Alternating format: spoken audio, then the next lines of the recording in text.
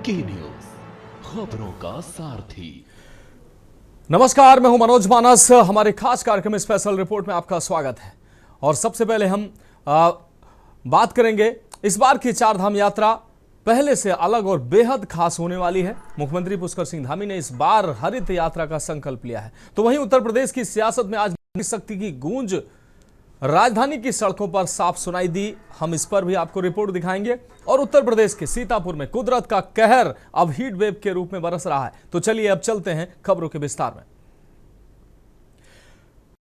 तो पहली रिपोर्ट का रुख करेंगे श्रद्धा, आस्था और हिमालय की गोद में बसे चार पावन धाम बद्रीनाथ, केदारनाथ, गंगोत्री और यमुनोत्री। हर साल लाखों श्रद्धालु इन कठिन रास्तों पर अपनी आस्था की परीक्षा देते हैं, लेकिन इस बार की चारधाम यात्रा पहले से अलग और बेहद खास होने वाली है। मुख्यमंत्री पुष्कर सिंह धामी ने इस बार हरित यात्रा का संकल्प लिया है। अब यात्रियों को न सिर्फ बाबा के दर्शन सुलभ होंगे, बल्कि रास्ते में मिलने वाले खाने की शुद्धता, प्लास्टिक मुक्त वातावरण और हाईटेक सुरक्षा का एक नया अनुभव मिलेगा। सरकार का फोकस इस बार सिर्फ यात्रा पर नहीं है, बल्कि यात्रियों की सेहत और पर्यावरण की स्वच्छता पर भी है। आखिर क्या है सीएम धामी का यह ग्रीन और सेफ मास्टर प्लान? आइए इस रिपोर्ट में आपको दिखाते हैं। हर साल जब बद्रीनाथ, केदारनाथ, गंगोत्री और यमुनोत्री के कपाट खुलते हैं तो उत्तराखंड की पहाड़ी सड़कों पर श्रद्धालुओं का सैलाब उमड़ पड़ता है। देश के कोने कोने से यहाँ तक कि विदेशों से भी लाखों तीर्थयात्री इन पवित्र धामों तक पहुँचने के लिए कठिन रास्तों पर चलते हैं। लेकिन इस पूरी यात्रा में एक ऐसी चीज है जो अक्सर नजरअंदाज हो जाती है, वो है रास्ते में मिलने वाला खाना। थके हुए यात्री को जब किसी ढाबे पर बासी मिलावटी या बीमार कर देने वाला खाना मिले तो उसकी पूरी यात्रा का उत्साह ठंडा पड़ जाता है। इस बार सरकार ने इसी कमजोर कड़ी पर ध्यान दिया है। इस बार चारधाम यात्रा को हरित यात्रा की थीम पर मुख्यमंत्री पुष्कर सिंह धामी ने संचालित करने का फैसला किया। चारधाम यात्रा की आज यहाँ से शुरुआत हो गई है और चारधाम यात्रा कल से विधिवत रूप से प्रारंभ हो रही है। कल यमुनोत्री, गंगोत्री के कपाट खुलेंगे 22 को, केदारनाथ जी के, और फिर बद्रीनाथ जी के कपाट खुलने जा रहे हैं। फिर हेमकुंड साहब के खुलेंगे। यात्रा अच्छी हो,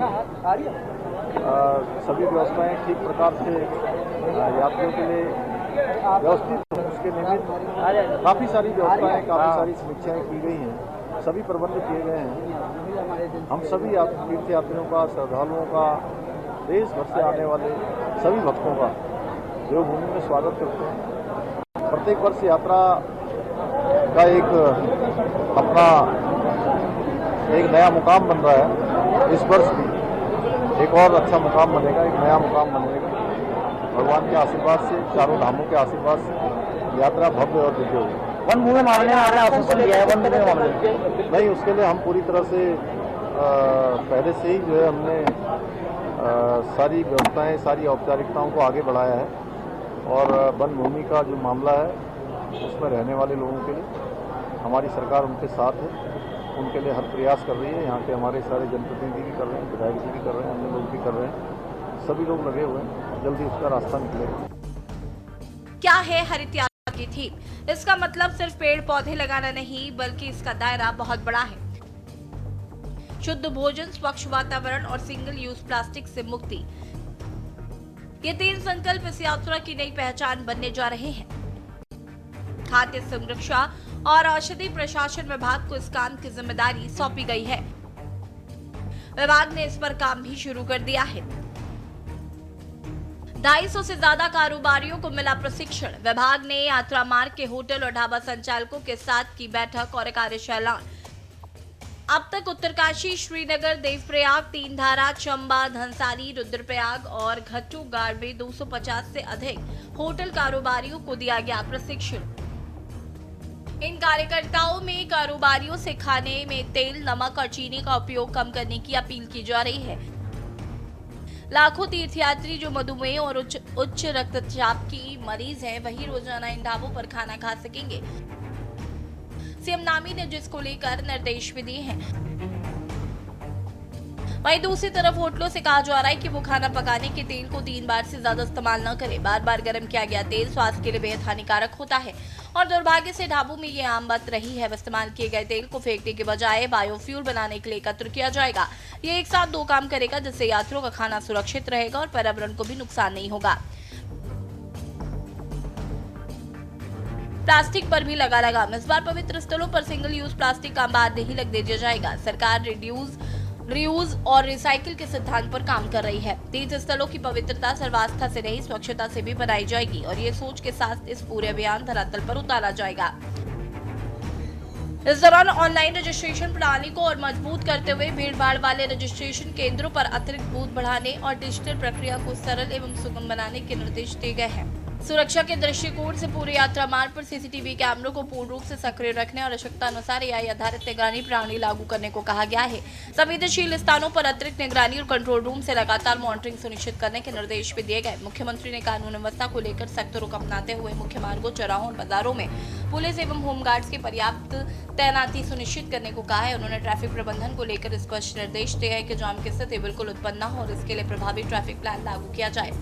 स्थानीय नागरिकों की आवाजाही प्रभावित न हो, इसके लिए वैकल्पिक मार्गों की पहचान और संचालन भी सुनिश्चित किया जाए। आपदा प्रबंधन को लेकर मुख्यमंत्री ने संभावित जोखिम वाले क्षेत्रों की पूर्व पहचान कर आवश्यक संसाधनों की तैनाती करने को कहा। एसडीआरएफ, एनडीआरएफ और स्थानीय प्रशासन के बीच बेहतर समन्वय स्थापित करने तथा 24/7 कंट्रोल रूम और हेल्पलाइन को सक्रिय रखने के निर्देश दिए गए हैं, ताकि किसी भी आपात स्थिति में त्वरित प्रक्रिया दी जा सके।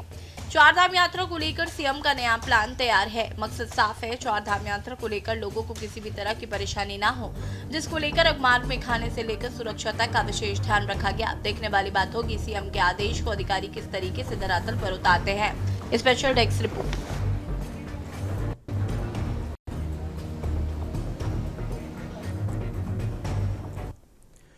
उत्तर प्रदेश की सियासत में आज नारी शक्ति की गूंज राजधानी की सड़कों पर साफ सुनाई दी। महिला आरक्षण के मुद्दे पर आर पार की जंग छिड़ चुकी है। एक तरफ जहां संसद में बहुमत की कमी के चलते नारी शक्ति वंदन अधिनियम को झटका लगा है, वहीं मुख्यमंत्री योगी आदित्यनाथ ने लखनऊ में विशाल जन आक्रोश महिला पदयात्रा की अगुवाई कर विपक्ष के खिलाफ मोर्चा खोल दिया है। सिर पर गमछा बांधे भीषण गर्मी में हजारों महिलाओं के साथ पैदल चलते हुए सीएम योगी ने साफ कर दिया कि महिला सशक्तिकरण अब बीजेपी के लिए सिर्फ नीति नहीं बल्कि एक जन आंदोलन है। विपक्ष इसे चुनावी स्टंट कह रहा है तो सरकार इसे आधी आबादी का अधिकार।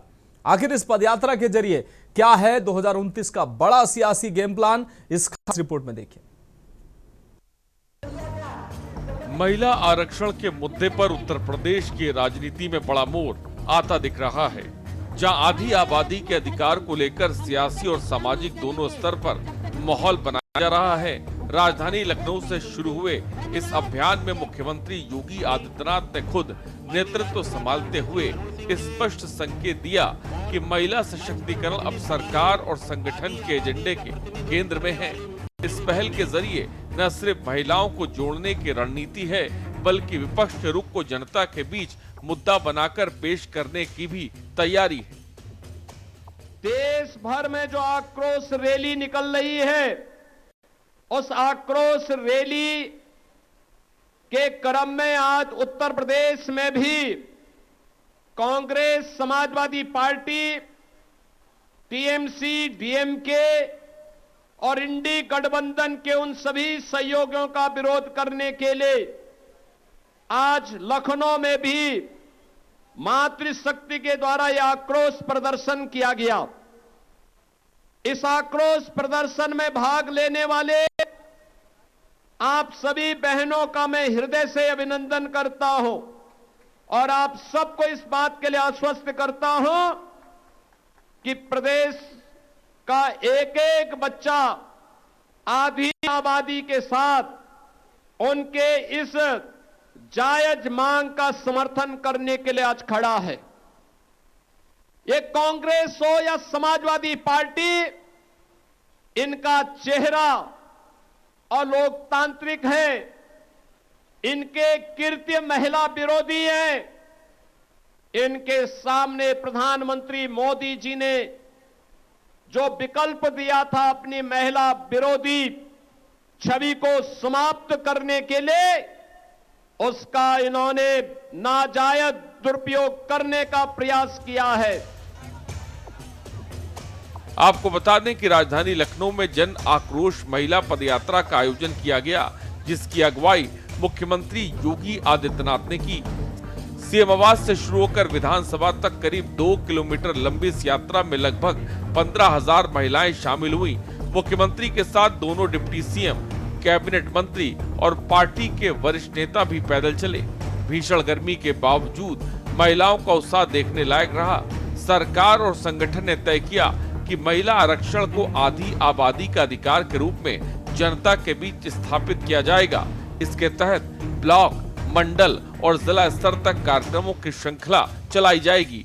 महिला समूहों, स्वयं सहायता समूहों और सामाजिक संगठनों को जोड़कर इस अभियान को आंदोलन का रूप देने की योजना है, ताकि गांव से शहर तक महिलाओं की भागीदारी सुनिश्चित की जा सके। आपको बता दें, जहां एक तरफ सिर पर गमछा बांधे सीएम योगी चल रहे थे, वहीं उनके बगल में दोनों डिप्टी सीएम यानी के ब्रजेश पाठक और केशव प्रसाद मौर्य भी नजर आए। इनके अलावा बीजेपी प्रदेश अध्यक्ष पंकज चौधरी भी शामिल हुए। ये पदयात्रा सीएम आवास से लेकर विधानसभा तक हुई। वहीं मुख्यमंत्री योगी आदित्यनाथ ने सभा को संबोधित करते हुए कहा कि समाजवादी पार्टी और कांग्रेस का चेहरा अलोकतांत्रिक है, इनका कृत्य महिला विरोधी है, इसलिए आज देश भर में आधी आबादी महिला विरोधी आचरण के खिलाफ विरोध कर रहा है। सीएम योगी ने कहा कि प्रधानमंत्री मोदी जी ने कहा है कि देश में 4 जातियां हैं, महिला, गरीब, युवा और किसान। उनकी सारी नीतियां इन्हीं 4 जातियों के लिए हैं।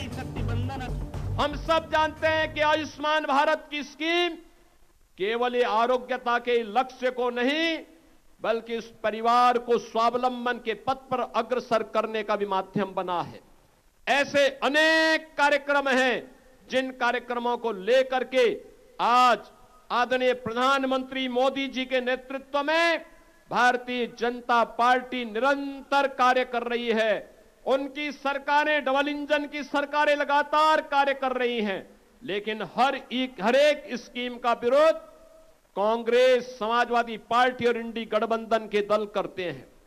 बहनों और भाइयों, आज जब हम लोग नारी शक्ति बंधन अधिनियम के इस कार्यक्रम के सिलसिले में यहां उपस्थित हुए हैं, आप सब जानते हैं कि नारी शक्ति बंधन अधिनियम विधानसभा और लोकसभा में महिलाओं के लिए 33% आरक्षण, और वह आरक्षण तो होगा ही, लेकिन साथ साथ वह 29 में ही लागू हो जाए, इसको लेकर के प्रधानमंत्री जी और गृह मंत्री जी के आश्वासन के बावजूद इन दलों का जो आचरण रहा है वह नारी गरिमा के प्रतिकूल रहा है।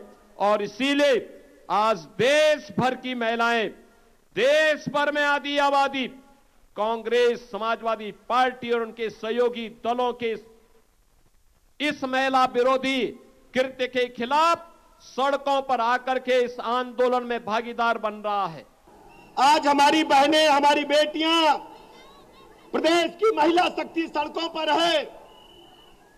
समाजवादी पार्टी और कांग्रेस के दुरभिसंध के कारण नारी शक्ति बंधन अधिनियम को पार्लियामेंट में रोकने का काम इसने किया है। आज उत्तर प्रदेश की बहनें सड़क पर निकल करके महिला आक्रोश के माध्यम से समाजवादी पार्टी और कांग्रेस का बैंड बजाने का काम करेंगी। इन पार्टियों को खामियाजा आने वाले चुनाव में इसका भुगतना पड़ेगा।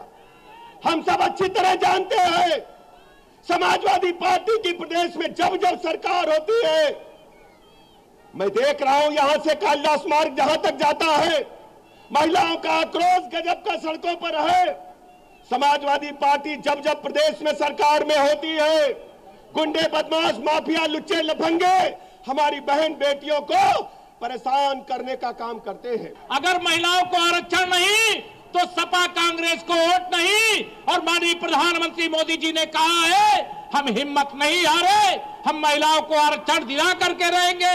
और इसी संकल्प के साथ अब यहां से हमें आक्रोश, जन आक्रोश मार्च निकालने का काम कर रहा है। इतना ही निवेदन करके देता हूं अपनी वाणी को विराम। दोनों हाथ उठा करके बोलिए जय श्री राम। तेज धूप और गर्मी के बावजूद इस पदयात्रा में बड़ी संख्या में महिलाओं ने भाग लिया। रैली के दौरान जगह जगह पियाऊ और एम्बुलेंस की व्यवस्था की गई थी। महिलाओं ने नारेबाजी करते हुए महिला सम्मान और अधिकारों के समर्थन में अपनी आवाज बुलंद कर दी। चलिए आपको बताते हैं नारी शक्ति वंदन अधिनियम आखिर है क्या। इसके तहत लोकसभा और राज्य विधानसभाओं में महिलाओं के लिए 33% यानी 1/3 सीटें आरक्षित करने का प्रस्ताव है। अप्रैल 2026 में मोदी सरकार ने संविधान 131वां संशोधन विधेयक पेश किया। 2029 तक 543 लोकसभा सीटों को बढ़ाकर 850 करते हुए महिलाओं को 33% आरक्षण देना था। 17 अप्रैल 2026 को लोकसभा में बहुमत की कमी के कारण पारित नहीं हो सका।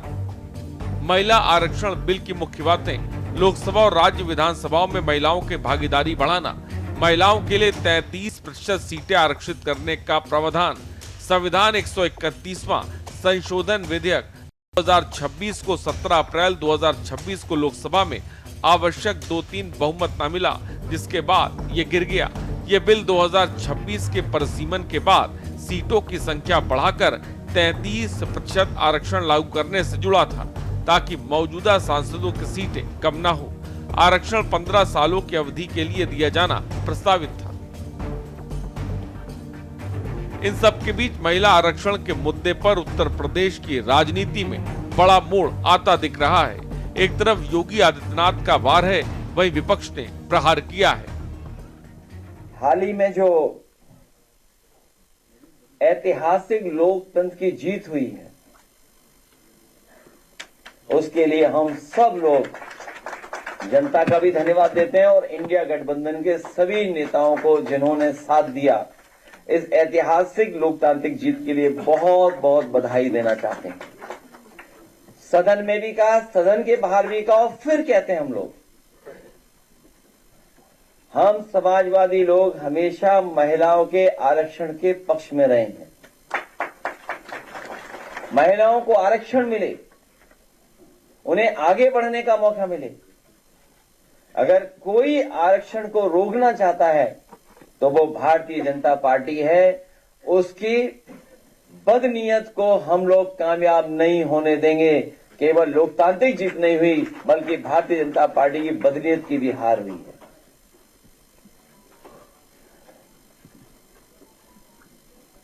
जो लोग गिनना नहीं चाहते हैं, और वो जानते हैं कि जब जनगणना होगी तो लोग अपनी जाति की जनगणना की मांग करेंगे, और जब जाति जनगणना की मांग होगी तो लोग अपने हक, अधिकार और आरक्षण की बात करेंगे। इसीलिए भारतीय जनता पार्टी के लोग जनगणना नहीं करना चाहते थे। जब गिनती से आरक्षण मिल रहा है, तो जब तक गिनती नहीं होगी तो सोचो आरक्षण कैसे मिलेगा। इन सब के बीच जहां एक तरफ उत्तर प्रदेश की सड़कों पर उतरा ये नारी शक्ति का सैलाब सिर्फ एक पद यात्रा नहीं, बल्कि 2029 की सियासी रण का शंखनाद है। मुख्यमंत्री योगी आदित्यनाथ ने जन आक्रोश पद यात्रा के जरिए सीधा संदेश दे दिया है कि बीजेपी महिला आरक्षण के मुद्दे को ठंडे बस्ते में नहीं जाने देगी। भले ही 17 अप्रैल 2026 को लोकसभा में संख्या बल की कमी के कारण 131वां संविधान संशोधन विधेयक गिर गया हो, लेकिन योगी सरकार ने इसे विपक्ष के महिला विरोधी चेहरे के रूप में पेश कर एक मास्टर स्ट्रोक चल दिया है। लखनऊ की तपती धूप में उमड़ी 15,000 महिलाओं की भीड़ ये गवाही दे रही है कि अब ये मुद्दा संसद की चौखट से निकलकर गांव की पगडंडियों और ब्लॉक स्तर तक जा पहुंचने वाला है। वहीं दूसरी तरफ विपक्ष जहां इसे चुनावी स्टंट बता रहा है, वहीं मुख्यमंत्री ने प्रधानमंत्री मोदी की 4 जातियों, महिला, गरीब, युवा और किसान का मंत्र फूंककर अपनी प्राथमिकताएं स्पष्ट कर दी हैं। अब देखना दिलचस्प होगा कि आधी आबादी के हक दिलाने की ये जंग उत्तर प्रदेश की सियासत में आने वाले दिनों में क्या नई समीकरण गढ़ती है। क्या विपक्ष इस नारी शक्ति के नैरेटिव को तोड़ पाएगा, ये बड़ा सवाल है, या फिर 2029 की राह इसी पदयात्रा से होकर गुजरने वाली है। देखना दिलचस्प है।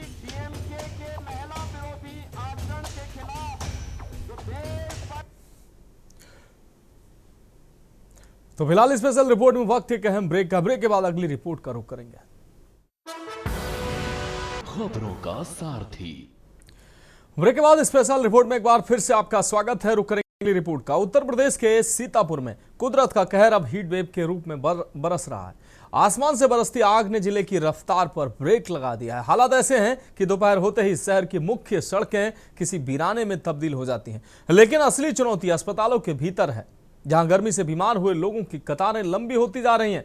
जिला प्रशासन ने जिला अस्पताल में बेड जो है वो कम पड़ने लगे हैं और उल्टी चक्कर के मरीजों से इमरजेंसी वार्ड भरे हुए हैं। आखिर अप्रैल की इस तपिश ने सीतापुर को किस कदर झुलसा दिया है और डॉक्टर क्या सावधानी बरतने की सलाह दे रहे हैं, इस खास रिपोर्ट में देखें। सीतापुर में इन दिनों आसमान से आग बरस रही है। जिले का तापमान लगातार नए रिकॉर्ड बना रहा है, जिससे आम जनजीवन पूरी तरह पटरी से उतर गया है।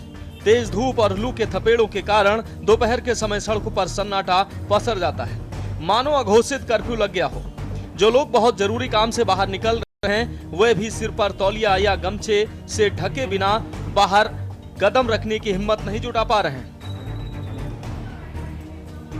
गर्मी का सबसे खौफनाक असर स्वास्थ्य पर देखने को मिल रहा है। सीतापुर जिला अस्पताल में इन दिनों मरीजों की भारी भीड़ उमड़ रही है। उल्टी, दस्त, चक्कर आना और डिहाइड्रेशन जैसे लक्षण वाले मरीजों की संख्या में अचानक इजाफा हुआ है। हालात की गंभीरता को देखते हुए अस्पताल प्रशासन ने इमरजेंसी वार्डों में अतिरिक्त बेड की व्यवस्था की है, ताकि किसी भी मरीज को इलाज के लिए भटकना ना पड़े। वहीं इस पूरे मामले पर डॉक्टर इंद्र सिंह का कहना है कि मरीजों की संख्या बढ़ी है। हमने अतिरिक्त बेड और ORS काउंटर की व्यवस्था की है।